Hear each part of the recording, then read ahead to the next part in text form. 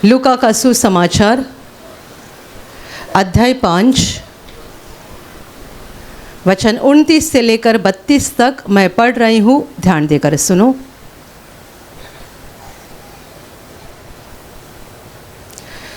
तब लेवी ने अपने घर में उसके लिए एक बड़ा भोज दिया और चुंगी लेने वालों की और अन्य लोगों की जो उसके साथ भोजन करने बैठे थे एक बड़ी भीड़ थी। इस पर फरीसी और उनके शास्त्री उसके चेलों से यह कहकर कुड़कुड़ाने लगे, तुम चुंगी लेने वालों और पापियों के साथ क्यों खाते पीते हो? यीशु ने उनको उत्तर दिया, वैद्य भले चंगों के लिए नहीं परंतु बीमारों के लिए आवश्यक है। मैं धर्मियों को नहीं परंतु पापियों को मन फिराने के लिए बुलाने आया हूँ। Hallelujah, hallelujah, hallelujah, hallelujah, hallelujah. मेरे प्यारे भाइयों और बहनों, यहाँ पर हम ऐसी एक घटना पढ़ते हैं कि प्रभु यीशु ने लेवी नाम के एक मनुष्य को, जो चुंगी लेने के लिए चुंगी के नाके पर बैठा हुआ था, अपने पीछे हो लेने के लिए कहा और उस मनुष्य ने सब कुछ छोड़कर वह यीशु के पीछे हो लिया। और बाद में इसी मनुष्य ने अपने घर में प्रभु यीशु के लिए एक बड़ा भोज रखा था। यीशु उसके घर में भोजन करने बैठा था। यीशु के साथ उसके चेले थे और लिखा गया है बहुत सारे चुंगी लेने वाले भी थे, क्योंकि जिस मनुष्य को यीशु ने बुलाया था वो खुद एक चुंगी लेने वाला था। तो उसके दोस्त भी कितने सारे होंगे जो चुंगी लेने वाले थे। तो जब उसने अपने घर में यीशु के लिए भोज रखा था तब बहुत सारे चुंगी लेने वाले भी आए थे और अन्य भी बहुत सारे लोग थे। और ये सारे लोग यानी चुंगी लेने वाले और बाकी भी लोग यीशु के साथ बैठकर भोजन कर रहे थे। जब शास्त्रियों ने, फरीसियों ने इस बात को देखा, वे बड़े परेशान हो गए, क्योंकि शास्त्री और फरीसी ऐसे लोग थे जो धर्म पंडित थे और अपने आप को धर्मी और पवित्र समझते थे। जब उसने देखा कि इस घर में बहुत सारे चुंगी लेने वाले हैं और अन्य भी साधारण लोग बैठे हुए हैं और यीशु उनके साथ बैठकर खाना खा रहा है, यीशु के चेले भी उनके साथ बैठकर खाना खा रहे हैं, तब परेशान होकर वे यीशु के खिलाफ कुड़कुड़ाने लगे और यीशु के चेलों को ये बताने लगे कि तुम ऐसे पापियों के साथ क्यों खाते पीते हो? तुम्हारा प्रभु, तुम लोग ऐसे पापियों के साथ खाना पीना क्यों करते हो? लिखा गया है, चेलों ने नहीं परंतु यीशु ने उनको उत्तर दिया। वे कुड़कुड़ाने लगे और यीशु के खिलाफ बोले, लेकिन चेलों को बताया। लेकिन चेलों के जवाब देने से पहले ही यीशु ने उनको जवाब दिया। जवाब ये था, वैद्य भले चंगों के लिए नहीं परंतु बीमारों के लिए आवश्यक है। मैं धर्मियों को नहीं परंतु पापियों को मन फिराने के लिए बुलाने आया हूँ। Hallelujah, hallelujah, hallelujah, hallelujah, hallelujah. मेरे प्यारे भाइयों और बहनों, जब उस घर में प्रभु यीशु भोजन करने के लिए बैठा था और बहुत सारे लोगों की भीड़ थी, ये लोगों की भीड़, उस भीड़ में जो सारे लोग थे, इन धर्म पंडितों की नज़र में पापी लोग थे। चुंगी लेने वाले तो पापी ही है, क्योंकि वे चुंगी लेने का काम करते हैं तो लोगों को लूटते हैं, फंसाते हैं, तो उनकी नज़र में वे तो महापापी लोग थे। और इसके अलावा और भी जो साधारण लोग हैं वो भी पापी लोग हैं। उनका मानना ये था, उनका कहना ये था कि यदि यीशु अपने आप को परमेश्वर का पुत्र कहता है यानी वो अपने आप को पवित्र और धर्मी कहता है, तो पापियों के साथ खाना पीना क्यों कर रहा है? पापियों के बीच में क्यों बैठा है? कुड़कुड़ा रहे थे और यीशु का जवाब ये था कि बीमार मनुष्य को वैद्य की ज़रूरत होती है, जो भला चंगा है उसको नहीं होती है। यदि तुम अपने आप को पापी नहीं समझ रहे हो तो तुम्हें मेरी ज़रूरत नहीं है, क्योंकि मैं पापियों के लिए आया हूँ, धर्मियों के लिए नहीं। अपने आप को पवित्र कहने वाले लोगों के लिए नहीं, परंतु पापियों के लिए मैं आया हूँ। यदि वो पापियों के लिए आया है तो पापियों के साथ उसको बैठना पड़ेगा, पापियों के साथ बातें करनी पड़ेगी। यदि वो पापियों के लिए आया है तो पापियों के बीच में उसको रहना पड़ेगा। यदि वो पापियों के बीच में रहेगा नहीं तो पापियों को मन फिराने के लिए बुलाएगा कैसे? Hallelujah, hallelujah, hallelujah, hallelujah. ये धर्म पंडित बस इतना ही देखते थे, इनका खाना पीना। उनको लग रहा था कि यीशु खाने पीने की मजा लेने के लिए वहाँ बैठा है, उसको खाने पीने से कोई लेन देन नहीं था। वो परमेश्वर का पुत्र है, वो खुद परमेश्वर है, अनादि अंत परमेश्वर जिसने पूरे ब्रह्मांड को बनाया, वो इंसान बनकर धरती पर आया। वो एक महल में पैदा हो सकता था, परंतु उसने चरनी में जन्म लिया। एक साधारण परिवार में वो पैदा हो गया, साधारण लोगों के बीच में रहा और अपनी ज़िंदगी के अंत में पूरे मानवता के पापों का दंड लेकर उसने क्रूस पर बलिदान किया। इस उद्देश्य से और इस मकसद से वो आया था कि अपना लहू बहाकर पापियों को पापों से शुद्ध करे, मुक्त करे, ताकि वे परमेश्वर के आशीष पाए और धरती का जीवन खत्म होने के बाद स्वर्ग के अनंत जीवन में प्रवेश करने पाए। ऐसे प्रभु का खाने पीने के साथ क्या मकसद था? ऐसे प्रभु को क्या खाना पीना चाहिए था? हम बाइबल में पढ़ते हैं कि प्रभु यीशु मसीह अपने कार्य को आरंभ करने के पहले जंगल में था और जंगली पशुओं के बीच में वो रहा। वहाँ पर 40 दिन उसने कुछ नहीं खाया था।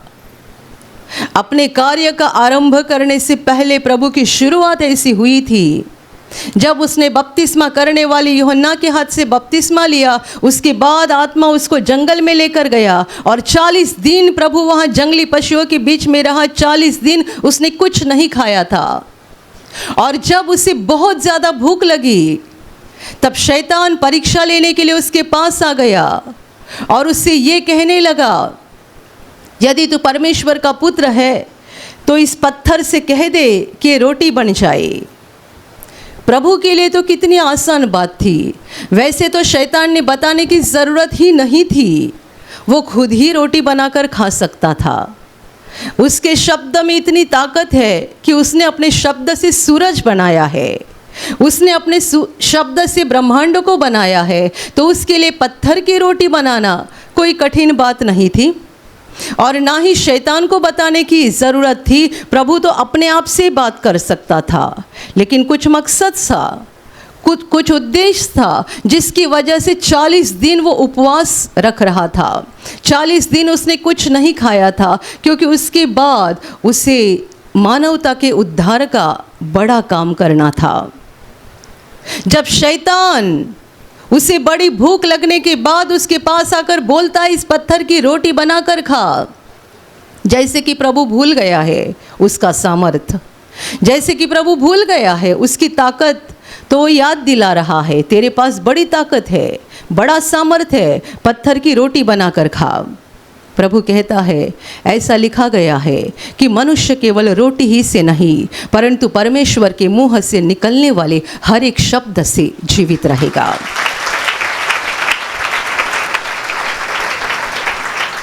जहां प्रभु 40 दिन कुछ नहीं खाया था, वहां उसको सामने से ऑफर दी गई थी कि पत्थर की रोटी बनाकर खाना, क्योंकि तुम्हारे पास इतनी बड़ी ताकत है। लेकिन प्रभु ने सुना नहीं और किया नहीं। हालेलुया। उसको खाना पीना करना होता तो लेवी के घर में क्यों बैठता? किसी महल में जाकर खाना पीना कर सकता था और भी बहुत कुछ कर सकता था। अपनी ताकत के द्वारा, अपनी सामर्थ के द्वारा बहुत कुछ कर सकता था। Hallelujah, hallelujah. जब वो चुंगी लेने वालों के साथ और दूसरे साधारण लोगों के साथ खाना पीना कर रहा था, तब उसका मकसद क्या था? उद्देश्य क्या था? उनके साथ बैठकर वो परमेश्वर के प्रेम का संदेश उनको सुनाता था, परमेश्वर के राज्य की बातें उनको बताता था। वो मन फिराने के लिए, पापियों को मन फिराने के लिए बुलाने आया था और इसीलिए उनके बीच में होकर, उनके बीच में रहकर, उनके साथ चलते हुए, उनके साथ बैठते हुए वो उन्हें परमेश्वर के प्रेम का संदेश और स्वर्ग के राज्य की बातें बताया करता था। शास्त्री और फरीसियों को केवल खाना पीना दिख रहा था और इनको लग रहा था कि प्रभु को खाना पीना चाहिए, इसीलिए इस पापी मनुष्य के घर में आकर बैठा है और पापियों के साथ खाना पीना कर रहा है। प्रभु का मकसद खाना पीना करना नहीं था, प्रभु का मकसद पापियों को मन फिराने के लिए बुलाना था। मेरे प्यारे भाइयों और बहनों, नतीजा ये हो गया, परमेश्वर का मकसद न समझने का नतीजा ये हो गया, शास्त्री और फरीसी इस उद्धार से और इस मुक्ति से वंचित रह गए। जब मनुष्य परमेश्वर के उद्देश्य को समझता नहीं है, परमेश्वर के मकसद को समझता नहीं है और कुड़कुड़ाते रहता है, दोष लगाते रहता है, तब नुकसान परमेश्वर का नहीं होता, उसी का हो जाता है, क्योंकि वो परमेश्वर की इस योजना के अंदर प्रवेश नहीं करते हैं और उस योजना के द्वारा जो आशीष उनको मिलने जा रहे हैं उससे वे वंचित रहते हैं, दूर रहते हैं और उनको यह आशीष नहीं मिलते हैं।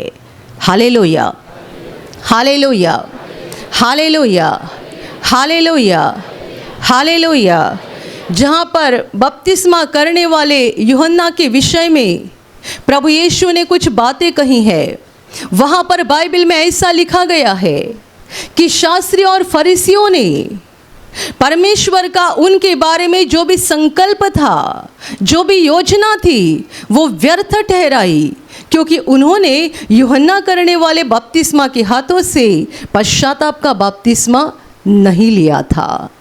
लिया किसने था? चुंगी लेने वालों ने, वेश्याओं ने, पापियों ने। जो लोग अपने आप को पापी समझते थे उन्होंने पश्चाताप का बपतिस्मा लिया था। शास्त्री और फरीसियों ने नहीं लिया था, क्योंकि वे तो अपने आप को पापी समझते ही नहीं थे। वे जानते थे कि हमें शास्त्र का बहुत बड़ा ज्ञान है, हम शास्त्र के पंडित हैं, हमारे पास परमेश्वर का ज्ञान है, हम उपवास करते हैं, हम प्रार्थना करते हैं, हम शास्त्र का अभ्यास करते हैं, हम तो पवित्र लोग हैं, हम धर्मी लोग हैं, हमें इस बपतिस्मा करने वाले यूहन्ना के हाथ से बपतिस्मा लेने की कोई ज़रूरत नहीं है। और इसीलिए बाइबल कहती है कि परमेश्वर का उनके बारे में जो संकल्प था, जो योजना थी, वो उन्होंने व्यर्थ ठहराई। Hallelujah, hallelujah, hallelujah. मेरे प्यारे भाइयों और बहनों, परमेश्वर मनुष्य की तरह नहीं सोचता है, परमेश्वर मनुष्य की तरह नहीं देखता है। आप जब किसी को देखते हैं, आप क्या देखते हैं? उसके चमड़ी का कलर गोरा है या सांवला है या काला है? गोरा है तो आपको उनके साथ फ्रेंडशिप करने में ज़्यादा अच्छा लगता है, काले लोगों से बातचीत करना अच्छा नहीं लगता है। पढ़ा लिखा है या अनपढ़ है? यदि आप पढ़े लिखे व्यक्ति है तो आप किसी अनपढ़ के साथ दोस्ती नहीं करते हैं, क्योंकि उसमें आपको ऐसा लगता है कि ये कमीपन की बात है कि हम उनके साथ बातें करें। ये अनपढ़ व्यक्ति है, मैं तो पढ़ा लिखा हूँ, मैं पढ़ा लिखा हूँ, मेरा बड़ापन इसी में है कि मैं किसी पढ़े लिखे व्यक्ति के साथ दोस्ती करूँ। अनपढ़ और ज़्यादा पढ़े लिखे व्यक्ति एक दूसरे के साथ ज़्यादा बातें नहीं करते हैं। हम क्या देखते हैं? घराना, कोई बड़े घराने का है, मेरा घराना क्या है, इसका घराना क्या है। यदि निचले घराने का होगा तो उसके साथ ज़्यादा संबंध नहीं रखने का, रखेंगे तो भी ऊपर ऊपर से, ज़्यादा गहराई से संबंध नहीं रखते हैं। Hallelujah, hallelujah. हम क्या देखते हैं? पढ़ाई, चमड़ी का कलर। हम क्या देखते हैं? घराना। हम क्या देखते हैं? अमीरी, ये कितना पैसे वाला है। गरीब से कोई दोस्ती नहीं करता है, पैसे वाले के साथ बहुत सारे दोस्ती करने के लिए तैयार होते हैं। जब आपके पास पैसा रहेगा आपको बहुत दोस्त मिल जाएंगे, लेकिन आप गरीब रहेंगे कोई आपको पूछेंगे भी नहीं। इसीलिए नहीं पूछेंगे क्योंकि उनको इस बात का डर है ये हमारे पास पैसा मांगेगा। हालेलुया। मनुष्य का देखना अलग है, मनुष्य का सोचना अलग है, और हम इसी सोच विचार के साथ परमेश्वर की योजना की ओर भी देखते हैं, और जिसके कारण हमारा नुकसान हो जाता है। परमेश्वर मनुष्य की तरह नहीं सोचता है, परमेश्वर मनुष्य की तरह नहीं देखता है। आज आप यहाँ पर आए हो और बैठे हो, परमेश्वर ने केवल आप ही को नहीं बुलाया, बहुत सारे लोगों को बुलाया, लेकिन कई लोग इसीलिए नहीं आए कि उनके मन में कुछ न कुछ गलत फहमी है। कई लोग कहते हैं केवल प्रार्थना करने से क्या हो जाएगा, केवल प्रार्थना के द्वारा बीमारी जा सकती है, केवल प्रार्थना के द्वारा हम संकट से मुक्त हो सकते हैं। वहाँ जाकर 3 घंटा 4 घंटा प्रार्थना में बैठना और वहाँ आने जाने का सफ़र करने में भी 2-3 घंटा डालना, ये सारी मूर्खता है।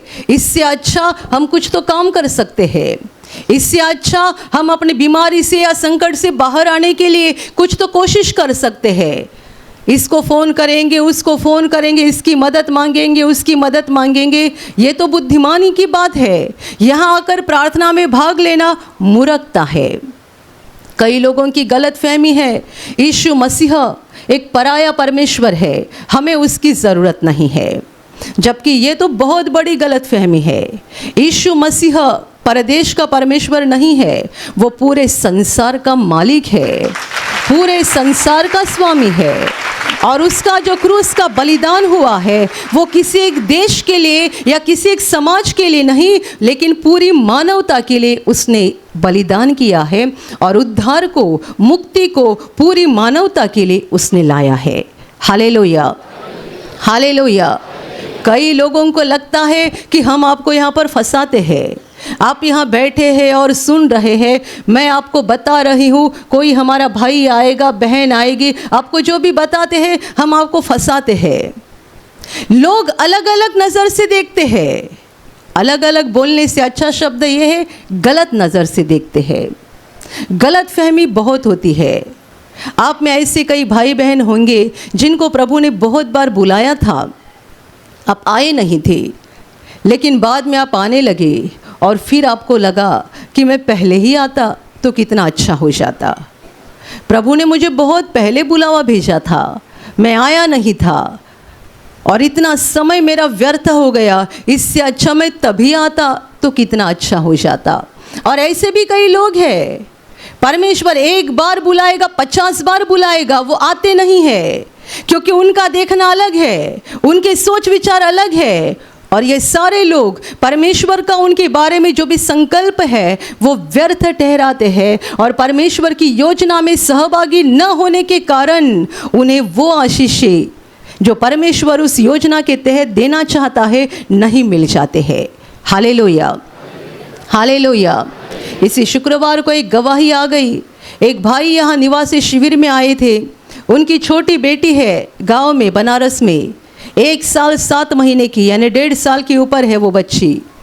इतनी उसकी उम्र होने के बाद भी वो कुछ हलचल नहीं करती थी, एक ही जगह पर पड़ी रहती थी, बैठ भी नहीं सकती थी। खड़ा होना चलना दूर की बात, वो बैठती भी नहीं थी, बैठने के लिए उसको बिठाना पड़ता था और कुछ तो आधार देना पड़ता था।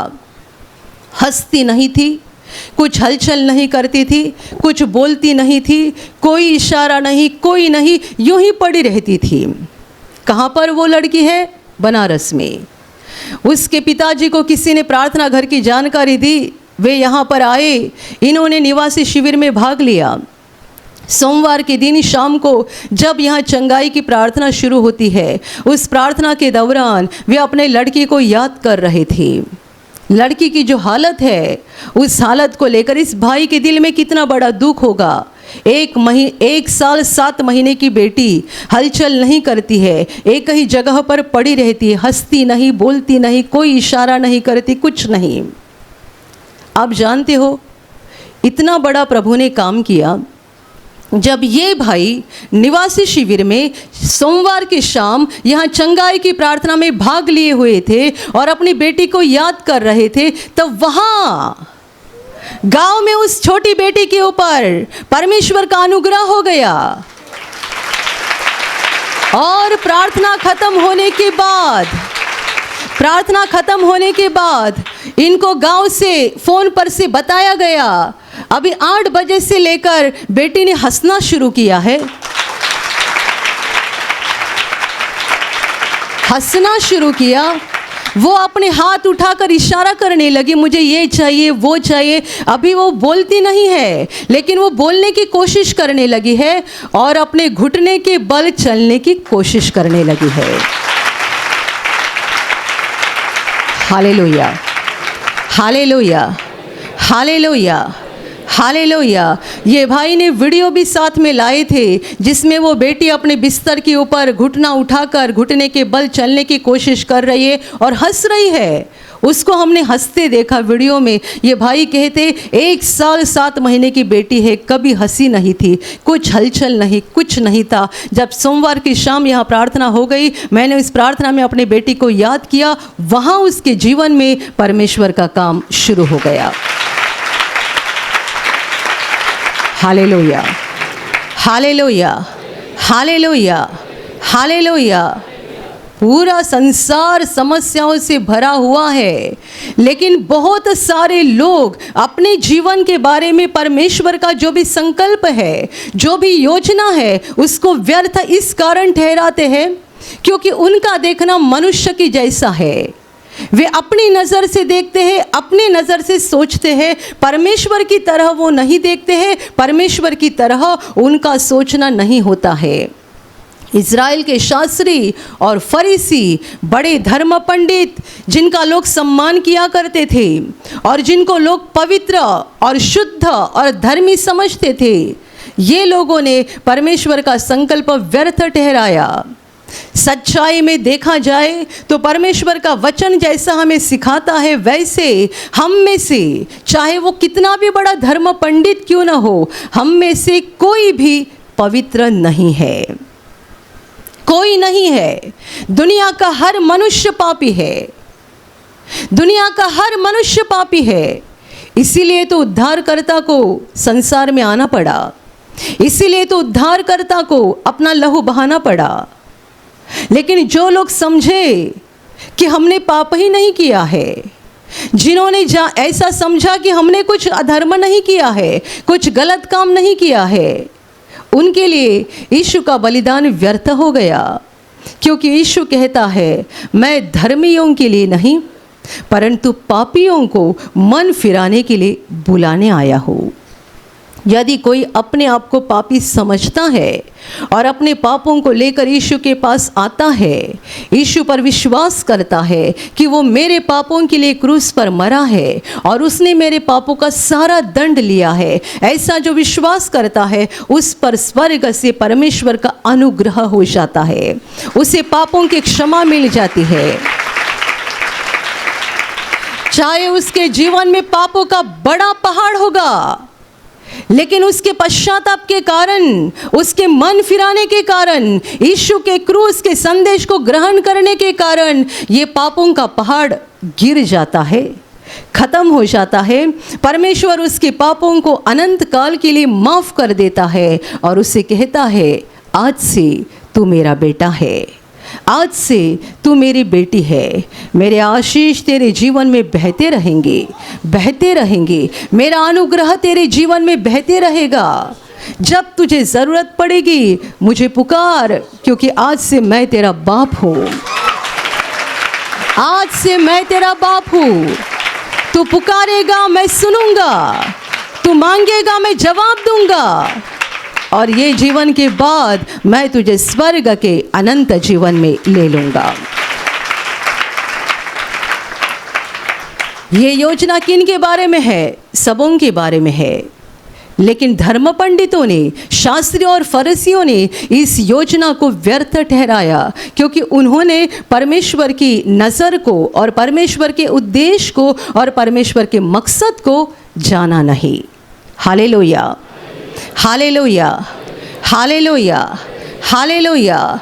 मेरे प्यारे भाइयों और बहनों, परमेश्वर की योजनाएं, परमेश्वर का मकसद, परमेश्वर का देखना अलग होता है।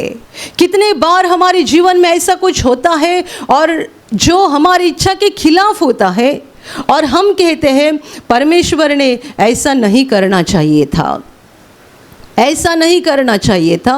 हम किसी दूसरे के साथ कुछ बुरा होते हुए देखते हैं और हम कहते हैं कि परमेश्वर ने ऐसा नहीं करना चाहिए था। जब आप आपके मुंह से ऐसे शब्द निकालते हैं, तब आप ये बताते हैं कि आप परमेश्वर से ज़्यादा बुद्धिमानी है। ये ऐसा नहीं होना चाहिए था, वो वैसा नहीं होना चाहिए था। जब आप ऐसा बोलते हैं, आप ऐसा समझते हैं और दिखाते हैं कि आप परमेश्वर से ज़्यादा बुद्धिमानी है। यदि परमेश्वर ने आपके साथ ऐसा कुछ होने दिया है, तो इसका मतलब उसका कुछ तो उद्देश्य है, कुछ तो मकसद है।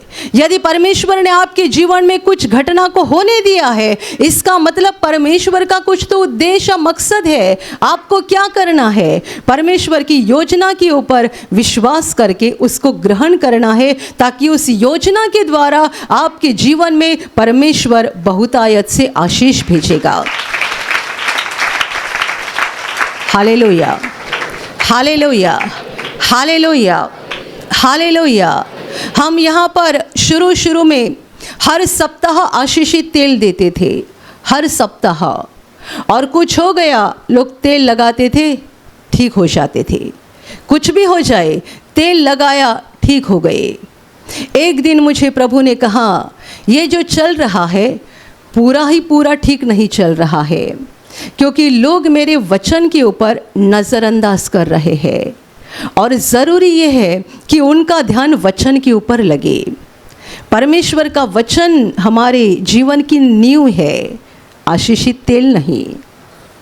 आशीषित तेल जीवन की नींव नहीं है, परमेश्वर का वचन हमारे जीवन की नींव है। तो पवित्र आत्मा ने मुझे कहा कि वचन के ऊपर लोग नज़रअंदाज कर रहे हैं, तो उनका ध्यान वचन की ओर लगाना ज़रूरी है।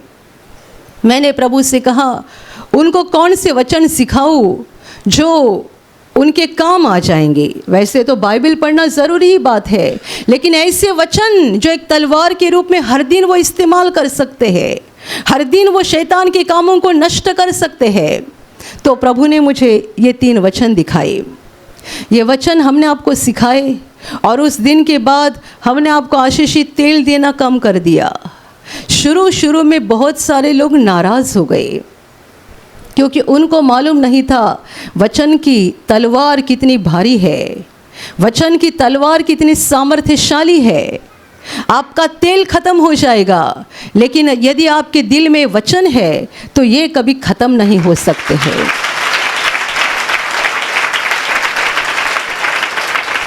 हालेलुया। जो लोग YouTube पर से दूर दूर से प्रार्थना देखते हैं, शुरू में वे कहते थे, क्या हमको आप कुरियर से तेल भेजेंगे? हमने कहा तेल नहीं भेज सकते, वचन है। वचन को बोलते जाओ, और इतनी सारी गवाहियाँ आ रही है, इतनी सारी गवाहियाँ कि वचन के द्वारा शैतान भाग रहा है, दुष्ट आत्माएं भाग रही है, बीमारी की आत्माएं भाग रही है। जिन्होंने शुरू में कहा था यह अच्छा नहीं हुआ, वचन तो हम बोलेंगे लेकिन तेल देना ज़रूरी था, उन्होंने नहीं जाना कि इसके पीछे परमेश्वर का मकसद क्या था, उद्देश्य क्या था। मध्य प्रदेश से एक बहन ने गवाही दी थी, जो आज तक यहाँ पर पहुँची भी नहीं है। उसको हार्ट की बीमारी थी, कैसे ठीक हो गई? YouTube पर प्रार्थना देखकर उसने वचन को बोलना आरंभ किया। हमारा तेल मध्य प्रदेश में पहुंचा नहीं, लेकिन वचन वहां पहुंचे और उसके द्वारा वो बहन चंगी हो गई।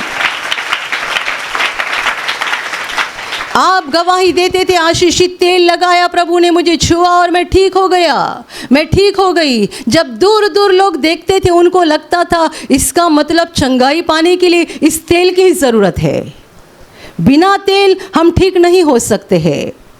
तो परमेश्वर ने एक अच्छी योजना बनाई, ये 3 सामर्थ्यशाली वचन दिए, जिसके कारण अभी जो लोग दूर दूर देखते हैं उनको पता है तेल की ज़रूरत नहीं है, तेल से भी ज़्यादा सामर्थ्यशाली परमेश्वर का वचन है। Hallelujah, hallelujah. आपका तेल खत्म हो जाएगा, वचन खत्म नहीं होंगे। तेल आपसे छीना जाएगा, वचन आपके हृदय से कोई निकाल नहीं सकता है।